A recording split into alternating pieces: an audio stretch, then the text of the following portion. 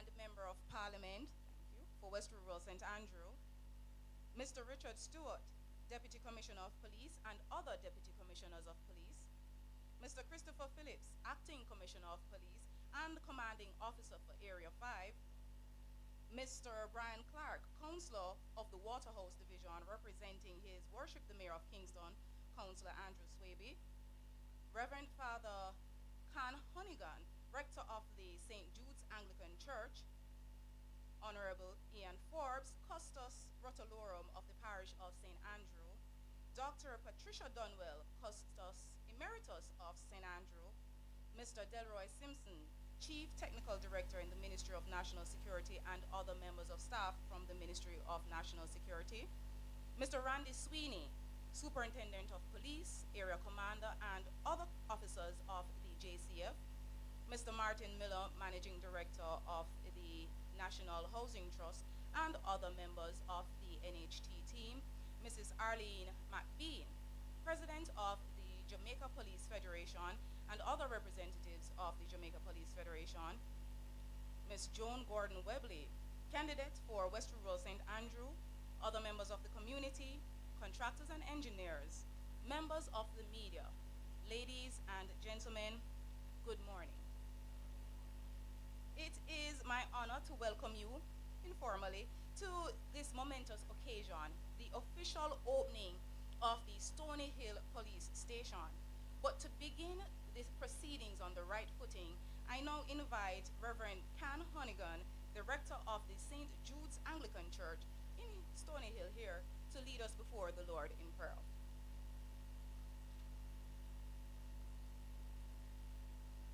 Let us pray. To you, O Lord, we give glory, honor, and praise as we are gathered here for this special occasion to open this wonderful place of justice, this place where people will find peace, this place where people will find reconciliation, this place where people will see hope, hope for fairness, that every member of this community will celebrate on this day the opening of this place. We pray, Lord, that as this celebration, this special occasion begins at this time, we ask for your blessing, for your mighty hand of love, for your spirit of connectivity, brotherhood, joy, love, and peace to reign among this community. And that as we celebrate on this day, the opening of this place, all of us here gathered will leave here feeling a sense of your purpose, being renewed through the minds and the hearts of the people of this land, Jamaica we love. So be with us on this occasion, Lord. Guide us in these proceedings and bless this place. Bless all those who will work here, all those who will visit these doors. May this place become a place that represents your honor and your glory. And to you we pray through Jesus Christ, our Lord. Amen.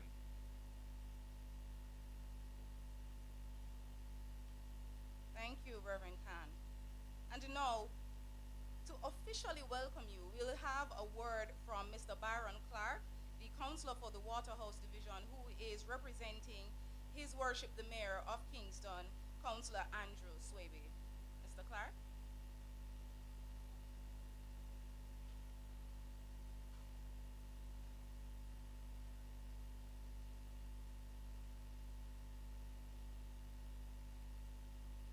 Madam Chairperson, Honorable Dr. Ray Strong, Minister of National Security, Honorable Juliet Cuthbert Flynn, Minister of State in the Ministry of National Security and Member of Parliament for this constituency,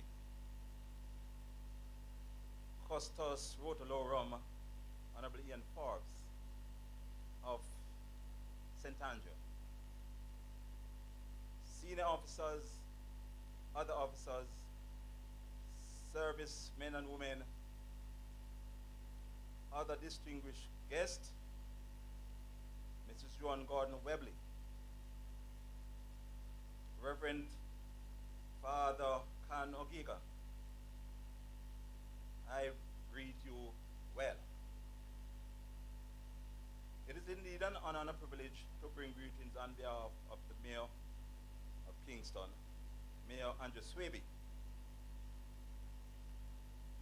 From the KCMC family to this momentum occasion, the official opening of the Stony Hill Police Station. Regrettably, Mayor Swaby is unable to attend with us today due to prior commitment. However, he extends his warm regards and congratulations on this significant achievement. Today marks an important step forward in our shared mission to enhance public safety, deepen citizens' engagement, and reinforce the presence of law and order in Stony Hill and neighboring communities. This new facility is a powerful testament to the commitment to equip the Jamaica Constabulary Force with the tools and resources necessary to serve effectively and efficiently. At the KSMC, we are steadfast in our vision for safe, orderly, and thriving communities where children can walk to school without fear, businesses can flourish in peace, and families can enjoy a sense of security in their homes and neighborhoods. This police station is not just a place of enforcement, but a beacon of service, protection, and partnership between the police and the people. To the officers who will serve here, may you wear your uniforms with pride, carry out your duties with diligence, and continue to build trust with the residents of this community. Your daily presence affirms our belief that the rule of law will prevail and that peace and order are achievable goals. On behalf of the KSMC, I extend sincere commendation to all who played a role in bringing this project to fruition. We hope the residents of Stony Hill feel a sense of pride in this new well-appointed facility and that they will do their part in preserving it as a symbol of community strength and unity. Once again, I warmly welcome you all and invite you to share in this proud and historic moment. Thank you.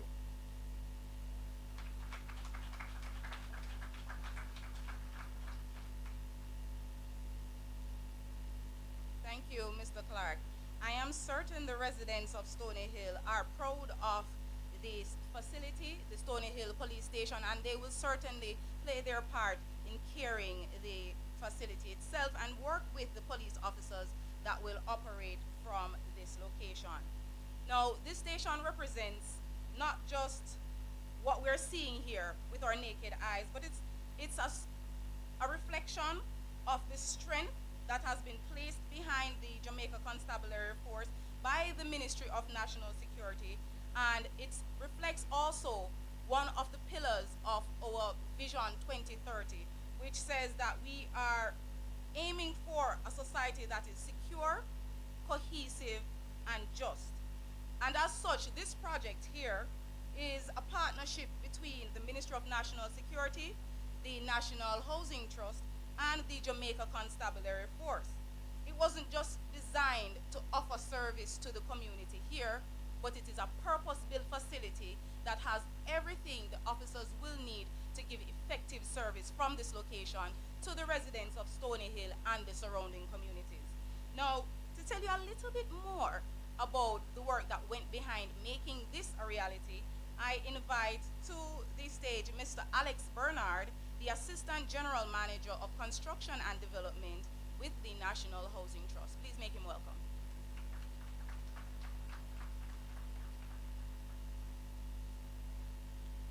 Thank you, Master of Ceremonies.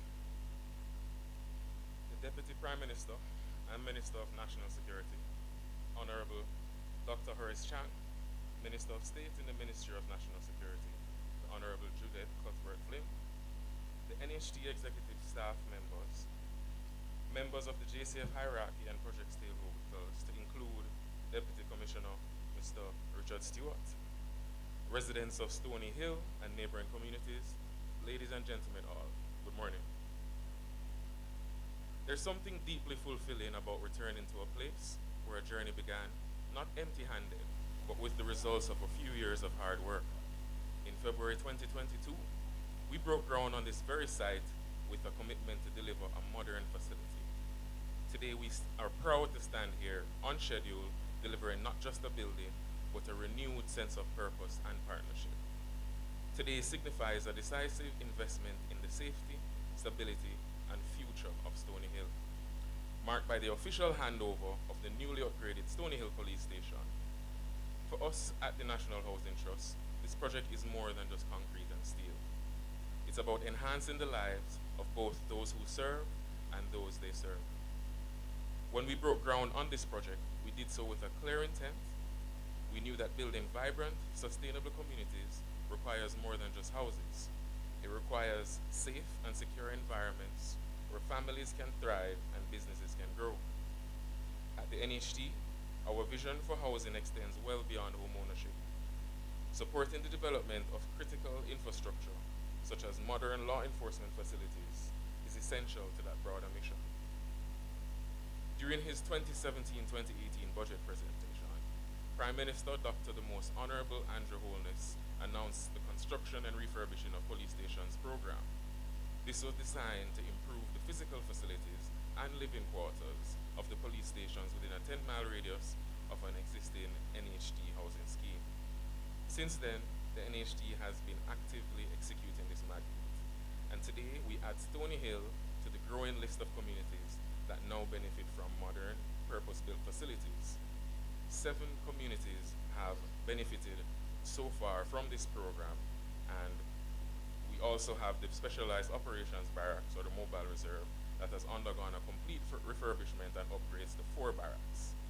4 stations are currently at various stages of planning and construction to be added to this pool. To address the needs here at Stony Hill, we demolished the existing buildings and then constructed a new space spanning about 5,400 square feet.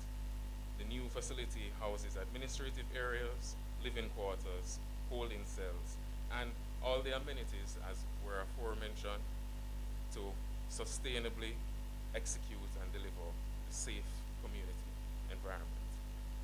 Understanding the operational costs associated with a facility of this scale, we took deliberate steps to support long-term sustainability. The station, as a result, has been outfitted with solar power generation and rainwater harvesting system, features that not only reduce utility costs, but also reinforce our commitment to environmental responsibility. At every stage, this project was guided by the core principle that security, sustainability, and dignity must go hand in hand. Of course, vision must be matched with execution. With that said, I want to express sincere thanks to our construction teams, stakeholders whose technical expertise brought this vision to life. Special commendations to the Special Project Unit.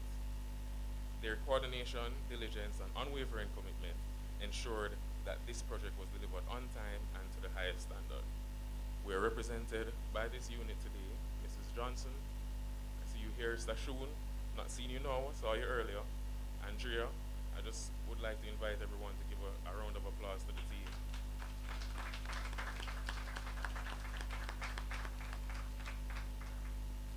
To the dedicated men and women of the JCF who will be serving at this station, we salute you. Thank you for your courage and your commitment to duty. We hope this facility will make your service easier, your days more efficient, and your morale even stronger.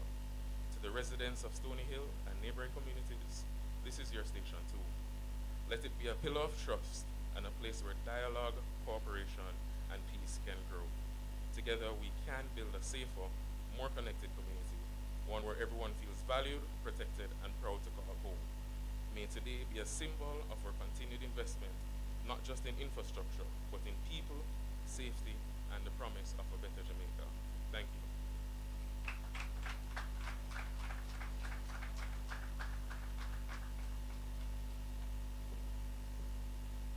Thank you, Mr. Bernard.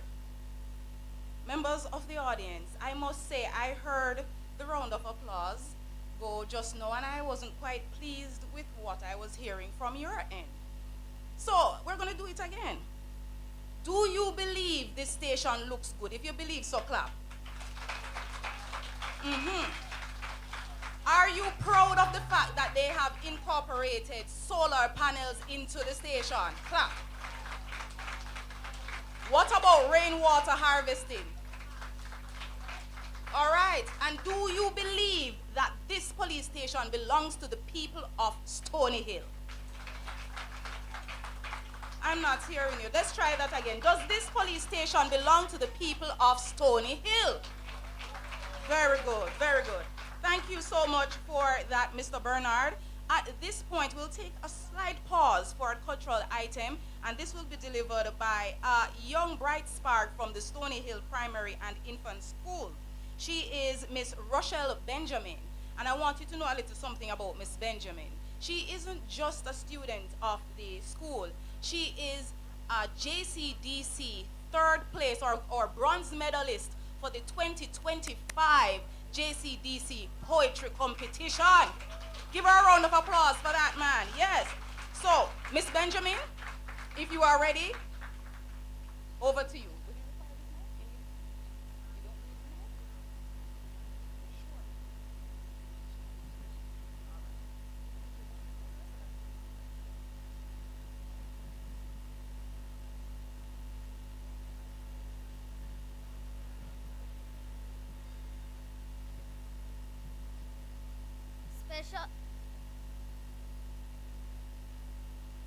Special Me by Eden Colin Williams. I am special. I am unique. I am loved. Even if I squeak, I don't have to sit and moan. I always feel I belong. When with my group, I sing a song. I feel great in my family and so proud to be a part of this country. I hope you feel as special as me in this land where we all can be free. I am a part of a group, that school. No wonder I try to obey each rule. I would not exchange it for anything. I am special, and what joy to my heart it's bring. You know, some unique.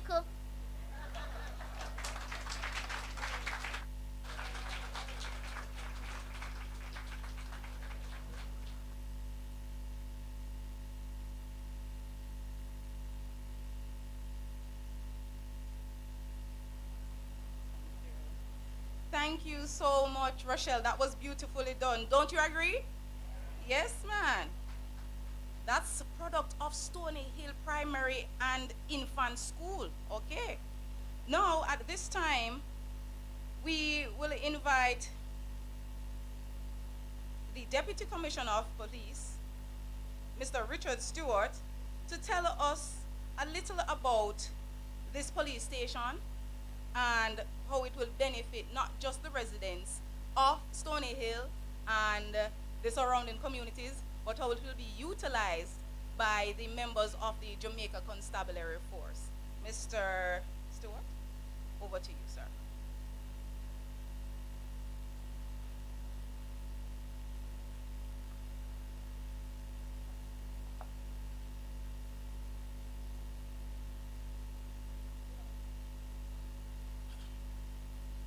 Honorable Dr. Horace Chang, DPM and Minister.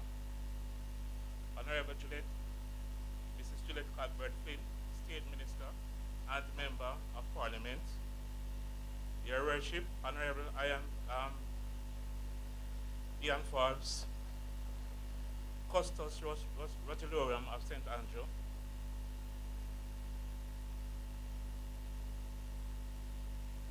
Ladies and gentlemen, good morning.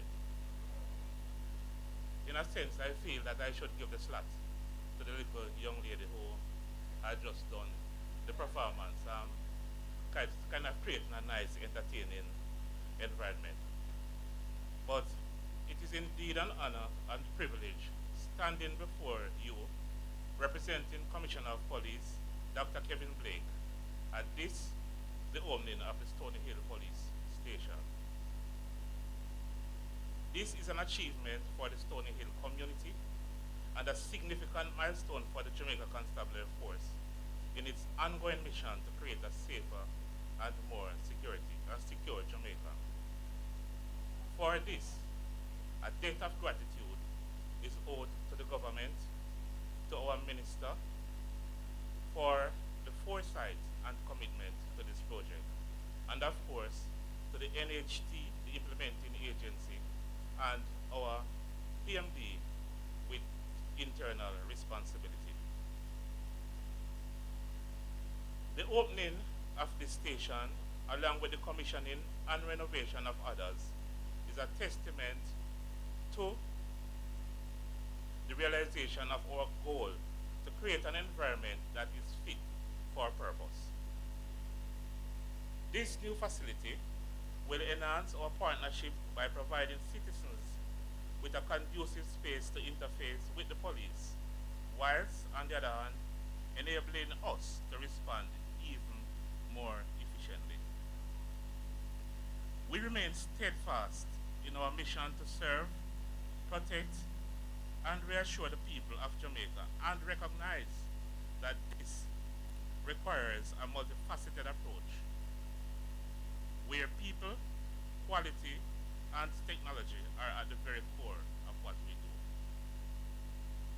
Our officers are our most valuable asset. They stand on the front lines each day to keep our nation safe, sometimes at the expense. Our officers are our most valuable asset. They stand on the front lines each day to keep our nation safe, sometimes at the expense of their very lives. It is therefore reasonable that they be cared for, valued, and supported. When this is done, we will be in a position to serve the public even more efficiently, as is the case now. Ladies and gentlemen, we are already seeing the positive impact of these investments. This year, the St. Andrew North Division has experienced an approximate 37% reduction in murders.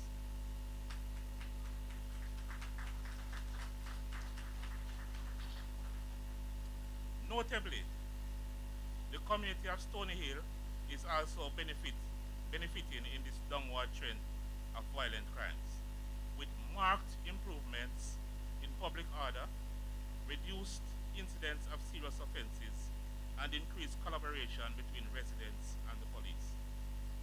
The Stony Hill police area is currently experiencing 50% reduction in murders.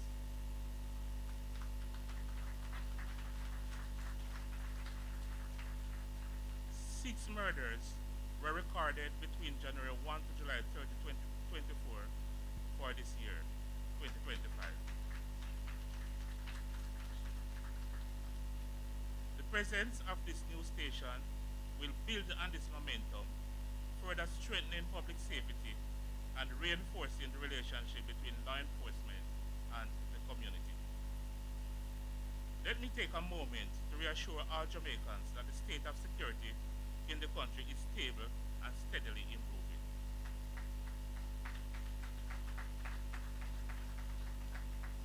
While we continue to face complex challenges, strategic investments in modern policing methods, data-driven intelligence, legislative reform, and community partnerships have yielded tangible results. Crime is trending down in several major categories across the country, and citizens are witnessing a more responsive, professional, and engaged police force.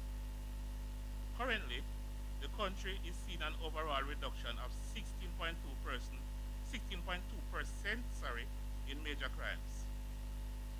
Murders are down by 42.1%. While shootings are down by 34.9%. The Jamaica Constabulary Force remains focused and resolute in its mission to dismantle criminal networks, protect the vulnerable, and restore a greater sense of peace and security across all parishes. To the citizens of Stony Hill, I encourage you to embrace this facility as your own. This is your police station, and your partnership is crucial to its success. We urge you to work hand in hand with our officers to enhance your safety and that of your families. This new police station will serve as a cornerstone of effective policing in this area, and we continue to collaborate for a more secure Jamaica. Again, I re-emphasize to the citizens of Stony Hill and the members of the Jamaica Constabulary Force in particular that this is your police station and your responsibility to ensure its proper care and upkeep, a direct investment, and your responsibility is to ensure its proper care and upkeep, which is a direct investment in the ongoing security of our community. Thank you for listening.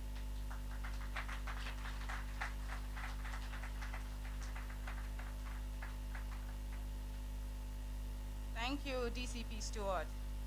Ladies and gentlemen, at the core of today is ensuring that our police officers, those who serve and protect, have a safe, dignified, and functional space from which to work. And this new station, which you heard before, spans over 5,000 square feet across 2 floors. All the facilities that are inside and around this police station are all aligned with human rights and sustainability standards internationally. Now, we'll hear a bit from someone who has been an advocate for the residents of this Stony Hill community and those around, those in West Rural St. Andrew, and that person is none other than the Honorable Juliet Cuthbert Flynn, the Minister of State in the Ministry of National Security and the Member of Parliament for West Rural St. Andrew. Minister.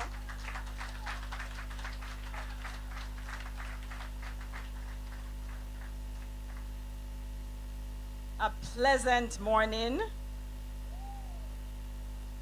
It's usually a cool morning in West Rural, you know, but we're in the height of summer. And so, you say it's cool? Yeah, the cool hills. So I want to welcome everyone to the cool hills of St. Andrew, West Rural, Stony Hill. Let me say a pleasant good morning once again to my minister, my hard-working minister and Deputy Prime Minister, Dr. the Honorable Horace Chang. Also, let me say a pleasant welcome to Mr. Richard Stewart, who's the Deputy Commissioner of Police of the JCF. Let me say a good morning to Mr. Brian Clark, who's representing the Mayor. Thanks for being here, sir, and bringing greetings. Let me say a pleasant good morning to the Honorable Ian Forbes, who's our Custos. Let me say good morning to a resident of the Stony Hill area, Dr. Patricia Dunwell, Custos Emeritus. Of course, Father Khan Honeygan, who led us in prayer and is always there when we call upon you. Thank you, and I think your fraternal brothers are here as well. So I want to extend a pleasant good morning to them as well. Let me say good morning to Mr. Randy Sweeney, DSP Sweeney. Let me say a pleasant good morning to all the men and women of the JCF in blue this morning. Let me say good morning to the project manager. We can't do without. I see a couple members of the NHF here. Project manager Jacqueline Johnson. I want to say good morning. Let me say good morning to, let me just say, Tasha Schwab, who's the counselor for the Stony Hill Division, is unavoidably absent this morning. But my counselor for the Lawrence Tavern Division, John Myers, is here. Let me say good morning to all the members of the Ministry of National Security team. And also let me say good morning. I know I saw the contractor who I bothered every day passing by. When is the police station going to be ready? Good morning to you. Let me say good morning to all the members of the Stony Hill Division and the surrounding area. And I think there are persons from the Brandon Hill Division because this police station will also serve that area. And so it is really an honor to be here, you know, in front of you in a finished building. You know, there's a saying, vision without action is a dream. And this is not just a dream, this is actually a reality that we're witnessing here today. Today we're here to witness a reality. Today we are here to cut another ribbon. Yes, to showcase a reality. A reality where our men and our women in uniform who serve the JCF should be treated with dignity. When I won in 2016, I remember coming up and I saw a dilapidated health center. Let me say good morning to the health center workers. I see you here as well. A dilapidated health center, a dilapidated police station. And I lobbied on behalf of the people as far as the health center is concerned. And the government at the time, they were refurbishing health centers. And we see a brand new, nice looking health center next door. And so really proud that that health center is there. I have to say that I lobbied the government because the building, again, as I said, was in need of repair. Fast forward a few years later, the government saw the need to improve police working conditions by modernizing infrastructure. They wanted to bolster the public confidence and enhance community engagement. And you know, I remember I have a son who's 30-something years old.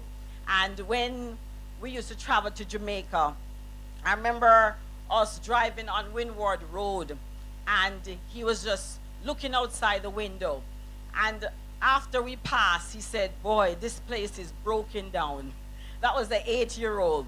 And that's exactly what I saw here, a broken down police station.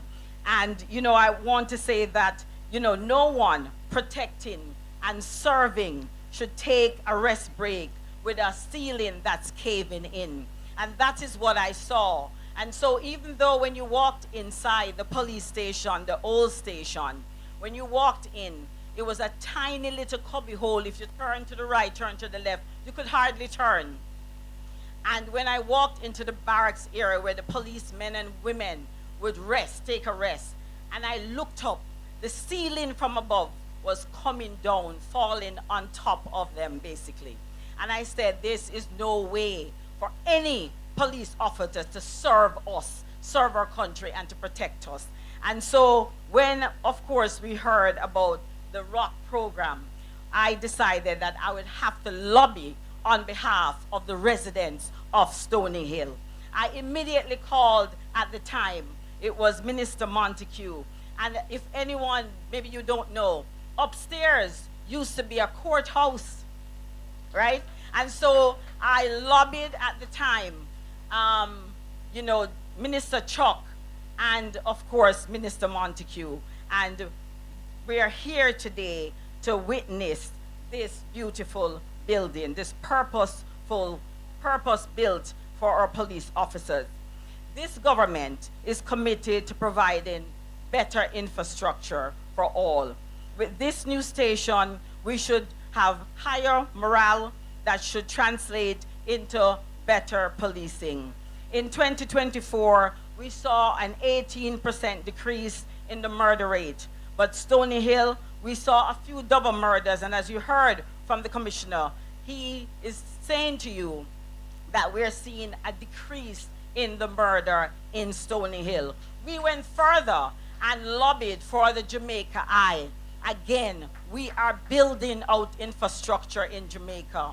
The Jamaica Eye is in the Stony Hill Square. The Jamaica Eye is in the Golden Spring Square. And you're going to get better policing from our police officers. But I want to also take this moment to urge our young men and our young boys to seize the use of firearm. The police possesses advanced technological capabilities for detection, and they will utilize these resources. The implementation of Jamaica Eye, as I mentioned in Stony Hill, will catch your movements. As I close, I want to thank all the partners involved. I want to thank you, CTD Simpson. Yes, I want to thank you. I know I've bothered you in many meetings. When is the Stony Hill police station going to be ready? And so I want to thank you so much and all the hard-working team at the Ministry of National Security, and again, as I said, at NHT. To my hard-working Minister, Dr. Horace Chang, you are definitely boss. Thank you for always listening. Today is a big deal for Stony Hill and the Brandon Hill Division where the station serve. Of course, Minister, we're going to need more men and women here and more vehicles. Thank you in advance. Today, again, is not just the opening of a building. It is the opening of a new chapter for Stony Hill. A chapter that says we are serious about public safety, we're serious about supporting our police, and we are serious about building strong, resilient communities. And as your member of parliament, and I plan to be here another term, I remain committed to delivering real results and real development to continue that trend. We've come a long way, we have come a far way, and with continued partnership that we see here today, there is so much more ahead. Let us move forward together, united in purpose, grounded in community, and always, always residents choosing progress. Thank you.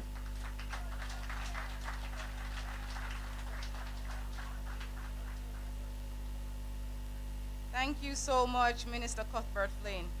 And as you rightly said, we started out on this journey from a point of challenge.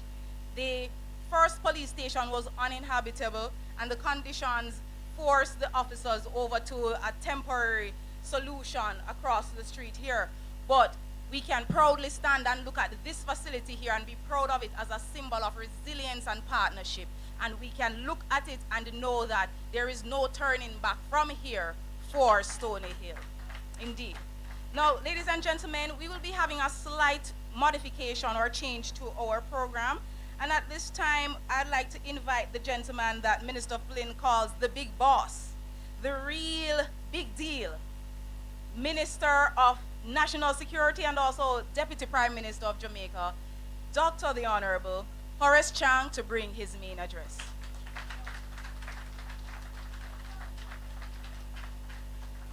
Thank you, Madam Chair. Begin by my Minister of State and the Member of Parliament that's opened the presentation. She has gone to a little bit of a historical review and might say open the balance sheet.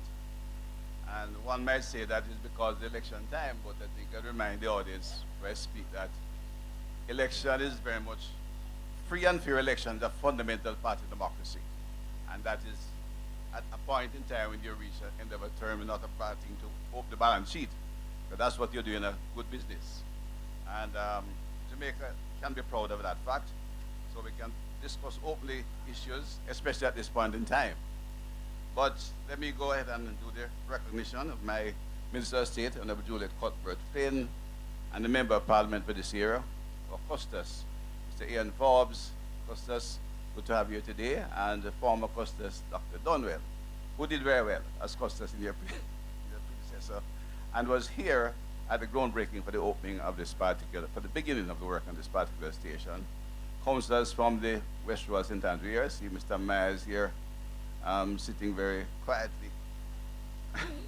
Roger, the Chief Technical Editor from the Ministry of National Security representing the ministry, our Deputy Commissioner of Police, Mr. Richard Stewart, representing the Commissioner, but he has supporting him some very powerful members of the police force, Deputy Commissioner, Commissioner Carol Hood, who is a female Deputy Commissioner.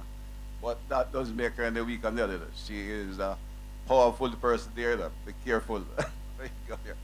Of course, Deputy Commissioner Warren Clark, Assistant Commissioner Mackenzie, and of course the Assistant Commissioner responsible for St. Andrew North, young Mr. Chris Phillips, one of our fine young officers who demonstrated the new Jamaica consular forces emerging here. They are in today's world in Jamaica planning how to deal with the criminal miscreants, and it's widely represented one of the toughest areas as an area. St. Catherine North and St. Catherine South.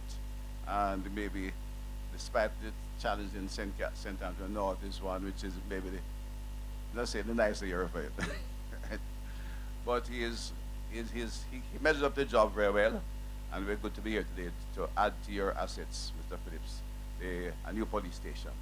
Of course, our partner, Mr. Martin Miller, and his team from National Housing Trust is here, involved in part of the reorganization, rebuilding of the Constable Force facilities under the program Rebuild Overall and Construct the Rock program, which we designed to bring about a transformation in the police facilities. The candidate caretaker for this year, Ms. Joan Gordon Webley, who this year, and of course I should make a special mention of, Ms. Jacqueline Johnson who is part of the project team. I mentioned Mr. Martin Miller's team, but I know we have pulled her all over the country trying to get police stations built.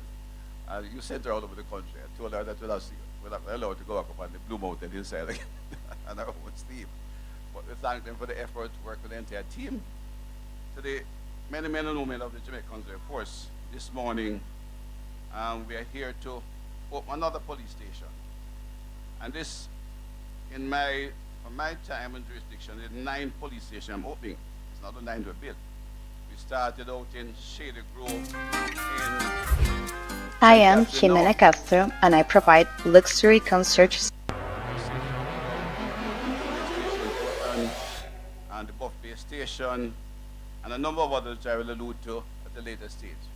Because coming here today is a restatement of our commitment to ensure we provide the Jamaican Constable Force with the resources and the facilities required to provide a safe environment for the Jamaican people.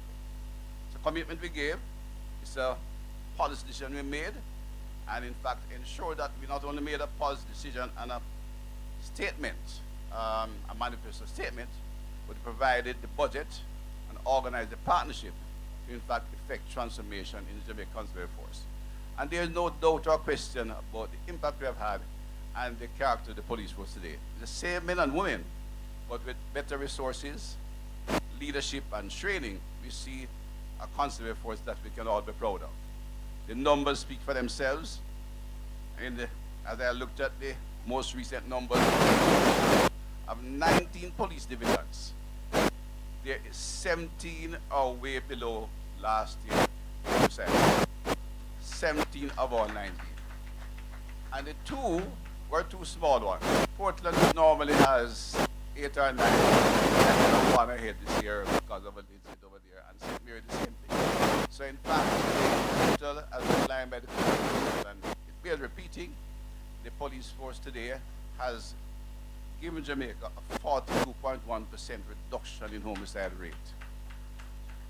A remarkable achievement in their numbers, given where we are coming from, and they deserve the full commendation of the country and people they serve. But we want to assure them that the government is committed to continue supporting effort of the police. We are at a good point, but the job is not complete. There's more to be done, and if I have said at the beginning that we open a balance sheet, it's a good time to look at it, and it's not just because it's election time, and which is part of our process. But I want to remind those who are listening beyond this audience, and the officers here would know, when we took the decision to build a new station in Savamar, it was my 3rd month in office in 2018, because the condition of that police station was just atrocious. And we are now building a police station, an area headquarters for the cost of about $2.4 billion, if I recall correctly. $2.8 billion. The kind of investment never before seen in the police force, especially for building. But I'll allude to again, but I walked in there very early, and here was one of the parishes with the highest murder rate in the island. And the men and women who were in there working, I think one lady twisted her ankle because her shoes fell through the floor when she was to the work. Fact. So it's not a matter of, and the commissioner well aware of the lady. She was a member of the CIB, and the Criminal Investigation Division, which was dealing with nearly 100 homicides, were operating on a veranda of the old-style colonial buildings, wooden floor, of course, and she fell through the floor because the floorboards were broken. The second station I visited, instead after after I spoke to him, and I said, what I said to him, I may have to stop visiting stations like this, because when I went in there, the then assistant commissioner, the superintendent in charge, Mr. Griffiths, was it? The steward. Yeah, the tall gentleman. And to go into his office, he had to bend down and go like a dunce being sent to a cubicle. I said, but I couldn't go up behind him. And I said to the commissioner, we'll have to tear down this one too. And I'm sure where the money is coming from. But today we have started a new air headquarters in St. Catherine. They like to become a divisional headquarters. A divisional headquarters like to become a air headquarters. We look at some reorganization in a forward-looking way at a cost of about 2.3 billion as well. All committed to ensure that our police officers have the kind of associate quality station that they can function from. Station built for purpose. Police officers are professionals. They're expected to do a professional job to maintain peace and good order and protect the citizens, and therefore they must have facilities that reflect professional status. When we're building a clinic, we build a clinic for doctors. You know, that's just a fact of life. When we want to manufacture a product, we build a factory related to the product. When we want an office for a bank, we build a bank with the appropriate facilities. Police officers should have that. The old way of finding a building, old or new, painting it blue and white and this is a police station is past history, and I'm glad for that, and I come in. I mentioned a few of the stations we have opened. The nine, Shady Grove, Port Antonio, early days.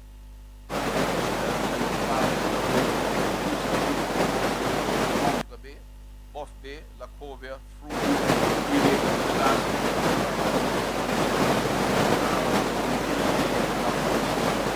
Tuesday next week we open Anchovy in St. James. And in construction, there are another 6. Well, Little London should be open very soon.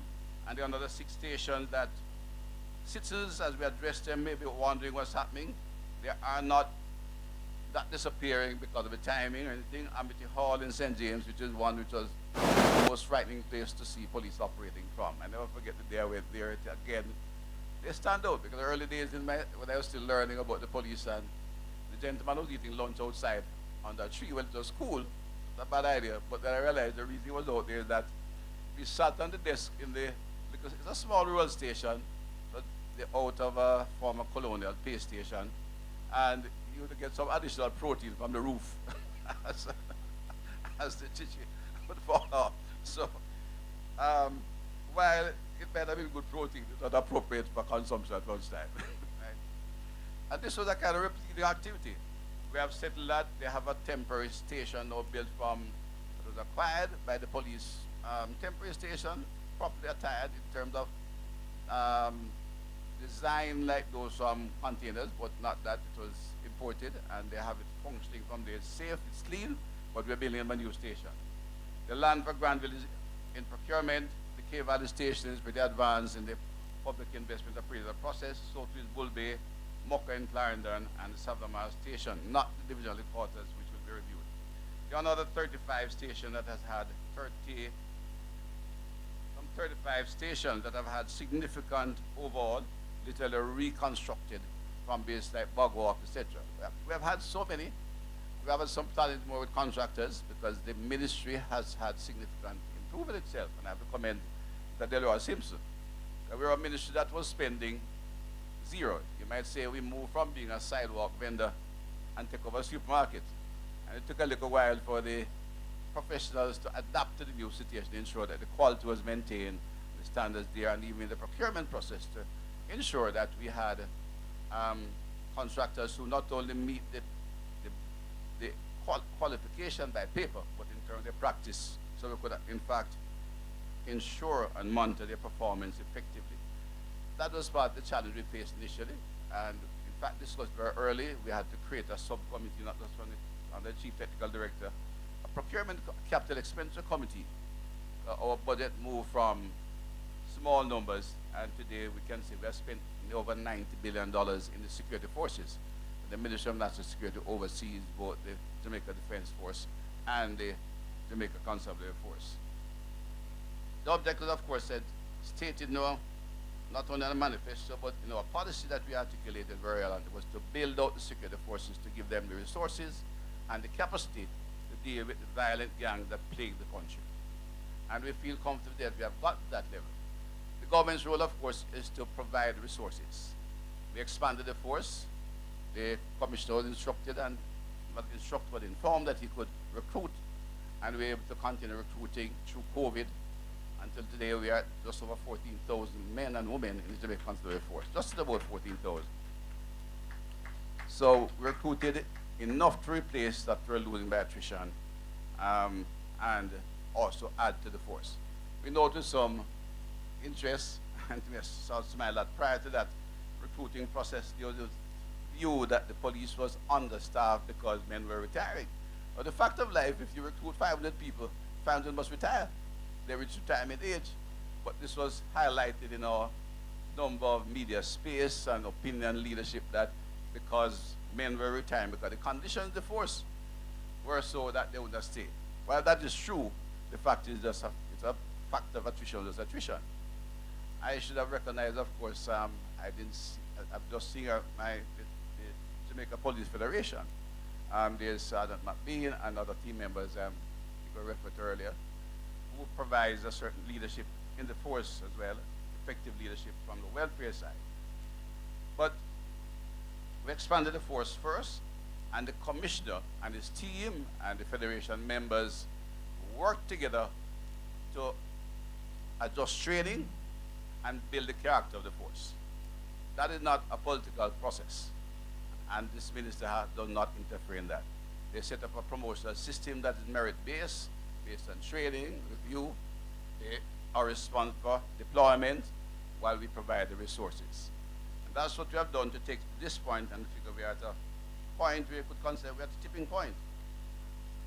The facility today, to remind you daily of a new facility to remind the policeman of the country's value, of this country, the value the country places on him and his work in the system. To take him out of his home and put him in a stage where he doesn't have proper sanitary facility and tell him to protect you out there in your home is certainly almost an insult to the officer. And that was the mission we set out, and I think the police has responded well and effectively. And more remarkable that they have done so in Jamaican leadership. The other time, when another government in place imported some individuals who in fact are responsible for the legacy of bad policing. And I say more on that, quite frankly. To be brought here to correct the police force and speak of fixing it, where they didn't fix it, the homicide rate still went up. Today we can take pride in the fact we have a team of Jamaican police officers leading the police force from commissioner to constable who are capable, bright, and responsible. I'm not saying they're perfect, never said that, and they wouldn't say that either. I'm not saying they're not fine about it, but they have an internal system which monitors the quality professionally and ethically, and I have every confidence they can maintain that professionalism and will keep the country safe. It's early days, it's a year, 2 years, but I think they'll only get better. Other items that I mentioned in our development to show that we're not only fixing police stations, provide communication, provide motor vehicles, provide technological support. The forensic pathology suite we opened a couple of weeks ago. A lot of people are fascinated by what they saw on TV for forensic suite, which looked better than some of the new hospitals. That's a fact of life, but it's an important element because that's where you get evidence that is not questionable. So it cannot be contaminated by anything if you're going to go to court, because when you have a homicide case, a murder, you have to make sure they get a conviction. You're sure of your verdict. And that's what we set up doing, set up one of the finest Institute of Forensic Science and Legal Medicine in the Western Hemisphere. So this government has demonstrated without any doubt we are committed to the safety of people. We are committed to provide a conservative force which is capable of dealing with the criminal elements that continue to plague our society. A total of well over 191 police stations were impacted. I mentioned the one built new, the one being constructed, and those that we have had major repairs on, but in fact we did impact all stations because we want to set some minimum standards. For example, we thought it's not fully implemented, but we removed the concept of a guard room for the reception area. It's a professional space. It's a reception area not only for complainants, but anybody who have an interest in talking to the police and issues to be dealt with, because they are a law enforcement agency for peacekeeping and maintaining law and order, not just to hear complaints of violence or other critical issues. So we amended and in place a welcome area for reception here. If you look at a news station, you walk in there, it's spacious, there's a bathroom nearby, and if there has to be a discussion, every station has, even a small station, has an interview room that the client can go and discuss with the police officer. And we're in the bigger station, not only one interview room, but the CIB has their own space. And in fact, we have a number of stations now with domestic violence centers where you have domestic issues, and especially violence. They can retreat and have discussion in those areas. The move, as I said, we are ensuring we provide resources to ensure the police force will lead themselves into the 21st century as a professional body capable of dealing with the Jamaican problem that we have inherited. I made a comment before, and I'm going to expand on it because I think it's important to say it here in an audience of this sort and to the country. Over the years, there was always, one of the things I found with police when I got there, everybody have a solution to police problem. Policing is a professional activity.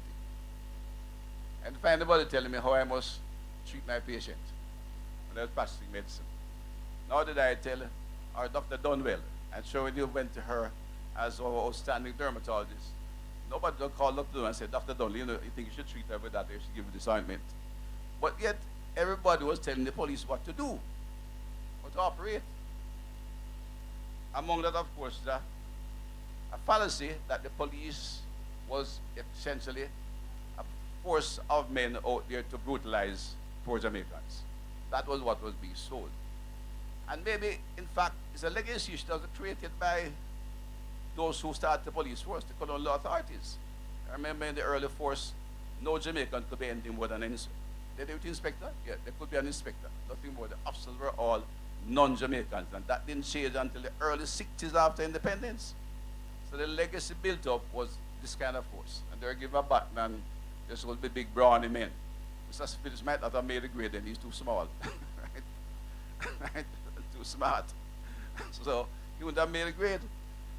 And that's what they set out, though. Indicom was created to look at some of the charges there. And we have a pretty reasonable and competent director, Mr. Vaughan, who's a lawyer. But it's an institution. And within an institution at the early days, others were sent here to tell us how we should investigate our police officers. In a democracy, nothing is wrong with having an independent body look at what is done by the police. They are subject to the law like anybody else in the society. And they have to carry out a job within the legal framework. But the missive that our police officers are out there shooting down people willingly is wrong, it's a lie, and we must not tolerate it. And the officers in the Indicom who perpetrate that mission, who have some heritage from UK, come from a country which set the stage. That mission, we have changed that philosophy. We have changed it by the policy and the person we have carried out. And the men and women of this police force is not involved in anything of that activity. And I find it very annoying and look at that people are still buying that message. And my comment today is very simple. Deputy Commissioner is here representing the Commissioner and his team of officers. Nobody in the society at any level, whether press, judiciary, priesthood, or otherwise, have the right to instruct the police in operation. Absolutely nobody. They are law enforcers. If they breach, they will be investigated. But nobody have the right to instruct them how to perform their operation. And when they were having no resource and falling apart in the police stations, everybody was telling them what to do. Now that they have got the resources, they have organized themselves. Not me. The commissioner, the leading officers, have structured a force that is successfully leading the fight against crime, which means operationally and intelligence and community wide and all other aspects of policing. They are doing well and doing it right by their judgment as security officers. We cannot have any and everybody telling them how to operate. Body cameras is part of police equipment. Body cameras is part of police equipment. Therefore, their deployment is the responsibility of the police. Indicom is an independent body. They have no right to tell the police how to police. And they don't have the skill set to do it. What they're supposed to do is investigate where there's a perceived error. And if the police interferes with in their investigation, the police will be held accountable. And that is what they should do. And nobody interferes with their operation. And they have better crime scene condition than the police.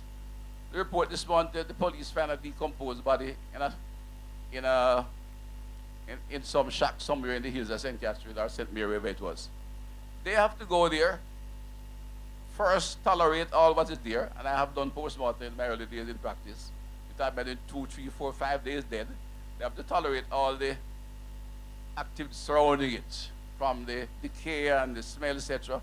Identify the body, then try to decide when that person died, from where they come from, how they died, and then investigate them, make a case. And they have done so, and done so successfully. An intercom officer comes to a fresh crime scene clean, because the police can do nothing before the intercom come.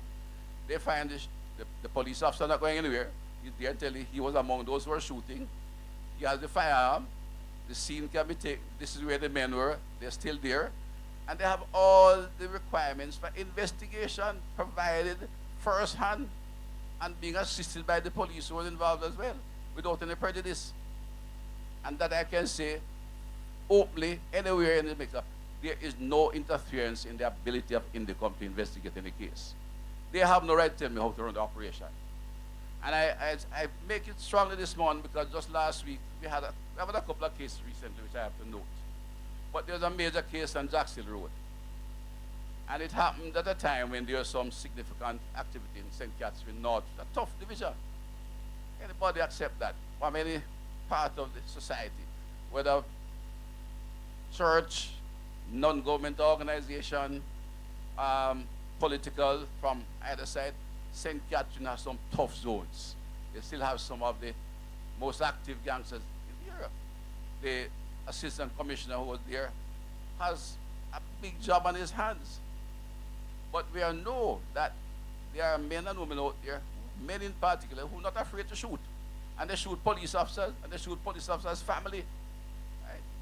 So you cannot go in there with sheepskin gloves and rubber truncheons if you're going to fight that kind of criminal. So that's happened. And the first that came out was that news article that there's great concern that in the last 3 days we have been 12 homicides by police. I mean, that kind of comment I find quite frankly irresponsible. Because the situation at Jacksonville, and I'm gone beyond my time, I've closed my script, but I think I have to say this one. Nobody has yet come out and pointed out that the operation at Jacksonville was one of the finest pieces of police work on any situation in any country. 7 years ago, nobody would have even thought. In fact, if the informant went to the police and said, look, some gunmen up in Jacksonville, the police officer might have said to them, what are you talking about? And nobody would expect to find bad men hanging out in, gunmen of a hard type hanging out on Jacksonville Road.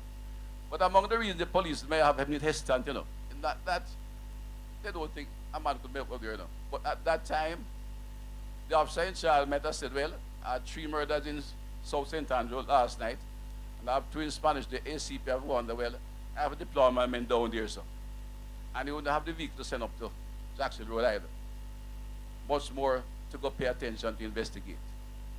So it's a reflection of the improved efficiency and the quality of policing we have, and should be commended, not to cast aspersion that maybe the police is going overboard and attacking criminals. I think it's unfortunate, and I say it publicly and repeat it wherever I go, that commenting in that way at that time was not a reasonable comment, and not one that is encouraging to a police force still faced with high levels of crime and violent individuals. Individuals who pull the trigger to kill, and when they point the gun at the police, they're not hoping to make noise around the police, they hope to kill them. Fortunately, our police are better trained, better equipped, and will take them out when they engage them. And I have no apology for that. Better way. But that, I said, reflected a level of improved intelligence, better equipment, trained officers, and they went and executed an effective operation against some hardened criminals. And the process have identified somebody who may be associated with organizing it, because that's the next phase. It's an ongoing phase. Finding the killers has proven very effective by the police, and because they have the intelligence, they are equipped, and as the commissioner said, a policy of focused deterrence, which means getting the right intelligence, identifying the killers, and going after them and tracking them down. But there are also a few behind it who organizes the killers, who seek to engage young men and divert them into criminality. And I want to say from this platform, the police is aware of them. They know some of them. They think they're smart and they stay far from the trigger. They do. But when I catch them, we'll get sustainability and a low crime rate when we get rid of them out of the society. And I'm very confident that this commissioner and the team of police officers will find them, apprehend them, and prosecute them as necessary to take them out of the society and rid the society of that kind of person today. I have to emphasize, okay, see, if those 5 criminals had gotten away to go anywhere in Zaxhill, murder 2 or 3 people, raid a supermarket, and the other thing, it's to have raised questions about the ability and the success of the police over the last how many months. So that particular operation has to be commended and should be seen in that light after the quality of police that we have. There are many other incidents in the last few months I could allude to. They have been finding cache of firearms all over. 1 month ago, Intratec 9, 5 machine gun, 5 pistols, and elsewhere. And a daily report every week, I see some of this, which tells you that the police not only have good intelligence, but have won the confidence of, increased confidence of the community. That kind of intelligence only comes from community. I say it emphatically because we're not getting a lot of claims on Crime Stop and rewards. It's intelligence work that the men are getting and are finding the criminals who are that desperate and want to damage society. So today, opening the station is for me a further satisfaction. And my pleasure to be part of a team that has led this transformation in the security forces. We are early on, they said it's 3 years, but I think we are reaching the point of what we'd call that's a no return. I've said to the officers from time to time, my interest is to ensure that this is so institutionalized that no one can reverse the trend. Never again will the police force accept the quality of station they used to operate in without motor vehicles, a radar system that couldn't work. We make a laugh with it, but there's the problem. Police cars beside a crime scene, they call the radio, there's no radio and it stays yet it's executed. The police car from a mile away is coming to intercept at that point. We have changed that, and I want to assure the commissioner it has changed permanently. We're in the process of not only building out additional police stations and divisional headquarters that are new and more appropriate.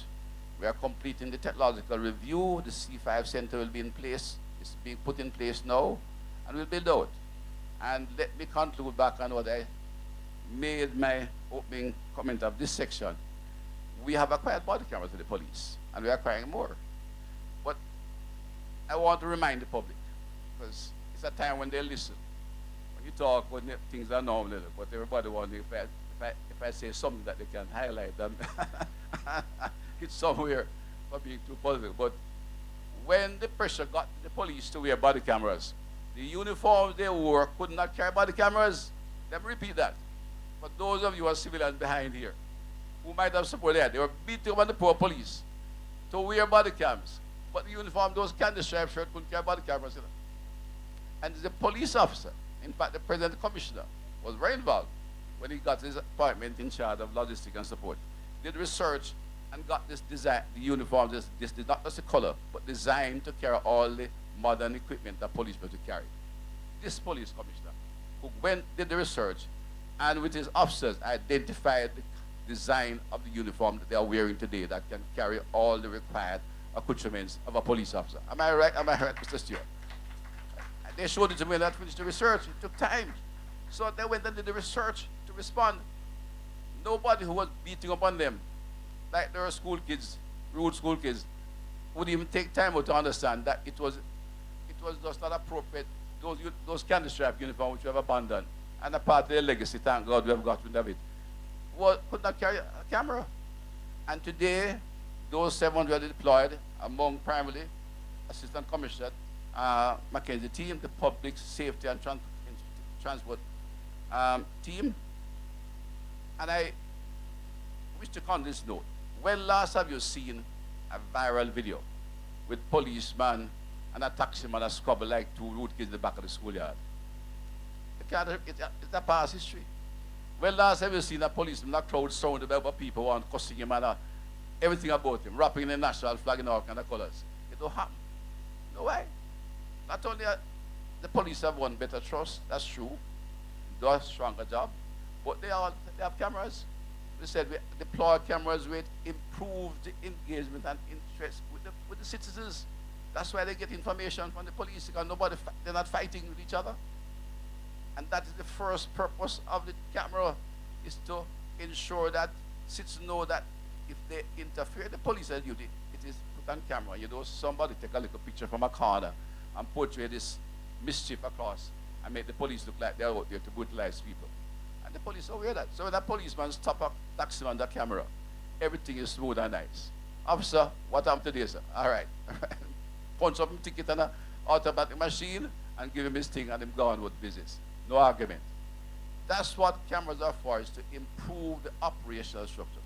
I'd ask anybody, though, what does a camera do for operation in the bush of St. Catherine when they are faced with hardcore gunmen, or within a house in Jacksonville with men behind windows shooting at each other? You may put my police officer at risk, you know, and I won't tolerate that one. That's when I interfere, because when you put a young police officer, maybe fully trained, he can shoot bullseye 10 times straight. But if he's so nervous because somebody come telling him shoot a man for the wrong reason, him stand up to show off him camera to take a picture and then shoot him in the head. Who went to talk to his mother? Look, this foolishness must stop. And I want to say, nobody have the privilege or right to instruct the police officers in operation matters. That's the responsibility of the commissioner and his team of highly competent officers who I have every confidence in. And my responsibility, wider public responsibility, is to see that they're provided the resources to carry out the effect.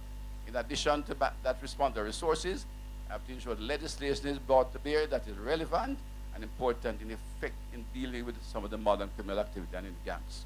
That is our response to the public office, and it will be carried out as best we can. Today again, let me close by commending all those involved in getting the station to where it is. It looks like a police station, a place where men and women can work effectively.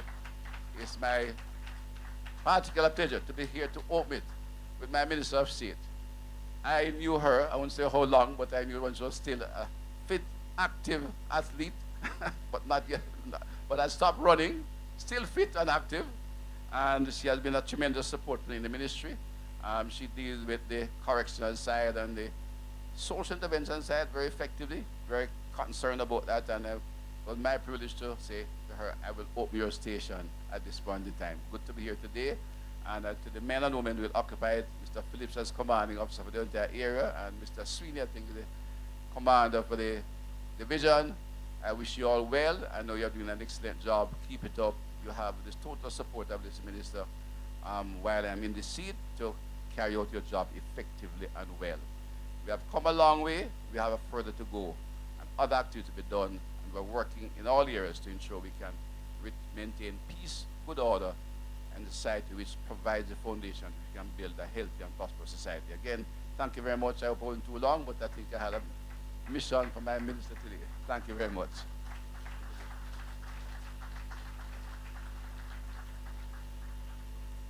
Thank you, Minister. Now, ladies and gentlemen, I did announce that we will have a slight shift to our program. So at this point, I will invite Mr. Kahim Brevitt to give us a very brief musical interlude, and he will be then followed by the Custos Emeritus of St. Andrew, Dr. Patricia Dunwell, who will deliver the vote of thanks. Mr. Brevitt?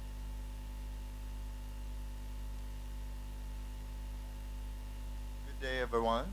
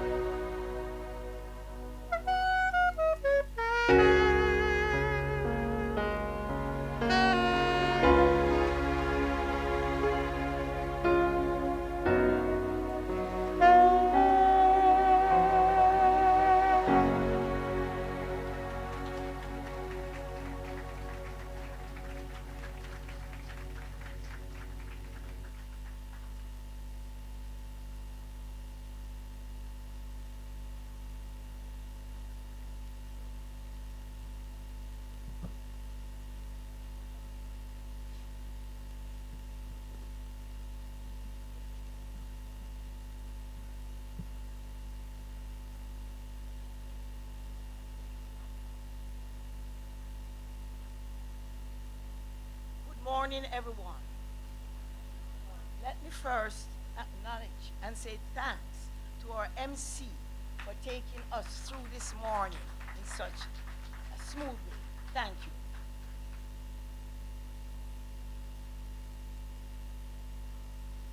Honorable Dr. Horace Chan, Deputy Prime Minister, and of course the Minister for our national security, Honorable Juliet Cuthbert Flynn, our MP in West Rural St. Andrew, and State Minister in the National Security Ministry. Mrs. Gordon Webley, I'm not seeing her, but I know she's somewhere in the crowd. Opposition caretaker for West Rural St. Andrew.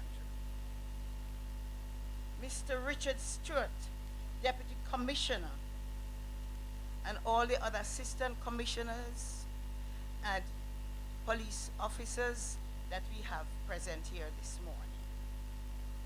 Custis Ian Forbes, Mr. Alex Bernard from the National Housing Trust, Father Onegam, citizens of Stony Hill and surrounding districts, good morning again. Today is a good day. Today is a blessed day for Stony Hill and surrounding communities. On the 24th of February, 2022, I was privileged to be present on this ground with the breaking of the ground for the construction for this modern police station. And I'm really very happy and pleased to be here again to see the work finished, and it's overwhelming. Minister, on behalf of the citizens of Stony Hill and surrounding areas, I would like to say a special thanks to you. When I listen to you speaking, I wonder whether you are a medical doctor or a police officer, because you sound so much like a police officer. You speak with passion. So I think you should change your profession and go in the force. Join them. I am very proud of what you have done in the police force, not only now, not only recently, but for the many years, and is across the island. We are very proud of your performance, sir. So thank you, thank you, thank you. Now, we have an MP in West Rural St. Andrew, our Cuthbert Flynn. I can tell you that sometimes I have to call her and say to her, pace yourself, because we have claimed her as the hardest working MP in Jamaica. In Jamaica. She cares for our people. Advocacy, advocacy, advocacy. So it's not only police stations, but clinics, the roads. I won't go into it. It will be too long. So thank you, Minister, for all the work that you're doing for us. We appreciate it. So on behalf of all the citizens, I say thanks to you. I'm going to say a special thanks to the police officers of Stony Hill, because for several years, they have endured the hardship of working in a little space across the road. And I'm really very happy. They were patient. Thanks for your patience and your endurance, all the police officers. Deputy Commissioner, Mr.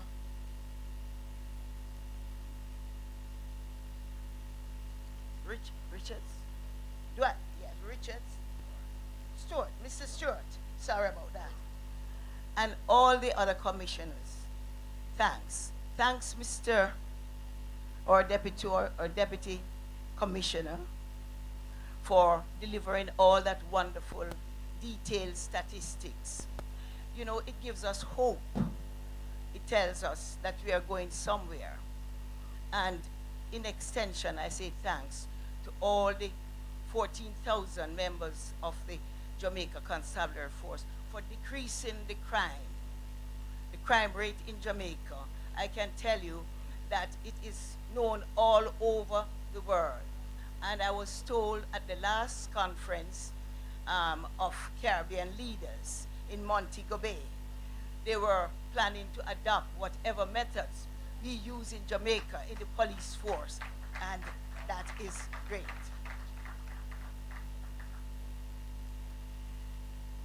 In Jamaica, we are blessed that whenever we have an important function, we make sure we invite the presence of God.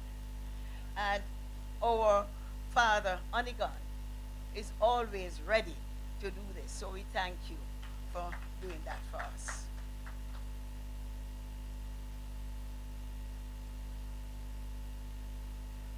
To the counselor who is representing the mayor, thanks for your message. Thanks for your collaboration, your cooperation. And for Mr. Bernard from the National Housing Trust. I was very impressed when I heard that there's collaboration between the Security Ministry and the National Housing Trust. When we collaborate, when we cooperate, we achieve much. So I commend the National Housing Trust for its collaboration, cooperation, and what it has done.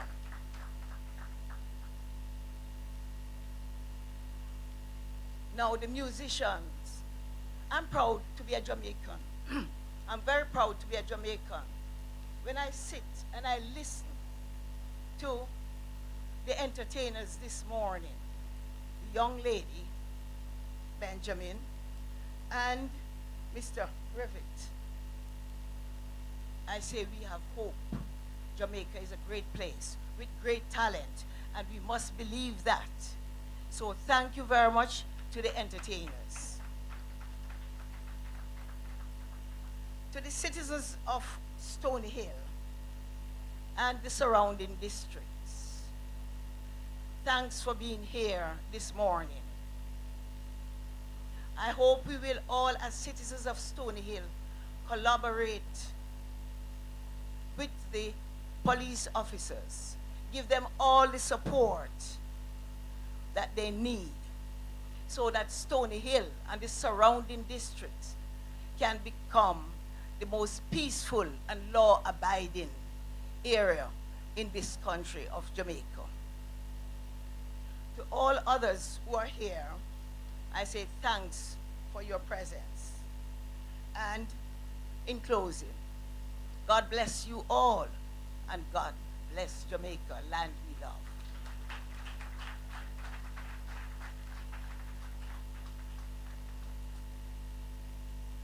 Thank you, Dr. Dunwell. And I also want to extend my thanks to Mr. Brevitt for that beautiful rendition of You Raise Me Up. Ms. Johnson, we could say that it is dedicated to the station, right? Looking at how the NHT would have torn down the previous structure and raised this one up in its place to do way more than what the previous structure could have facilitated, yes? So we'll dedicate that song to the Stony Hill Police Station. Now, before we officially close, I'd like to give some instructions to the party that will be taking part in the tour of the facility. At the very end of it, I'd like to invite the following persons to join the Acting Superintendent of Police, Joel Hamilton, for the official ribbon cutting, blessing of the police station by Father Honeygan, and then the tour. They are Ministers Chang and Cuthbert Flynn, CTD Simpson, Mr. Byron Clark, Mr. Alex Bernard, Dr. Dunwell, the Honorable Ian Forbes, and Mr. Martin Miller, and Father Honeygan as well. All right, ladies and gentlemen? So as we bring the official program to a close, I want us all to remember that what we're here for today is not just the opening of a building. What we are looking at is a promise of better service, safer communities, and a more secure Jamaica.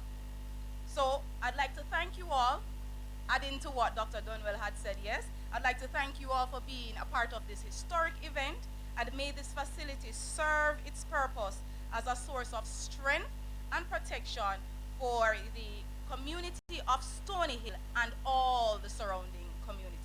So ladies and gentlemen, thank you. Walk good.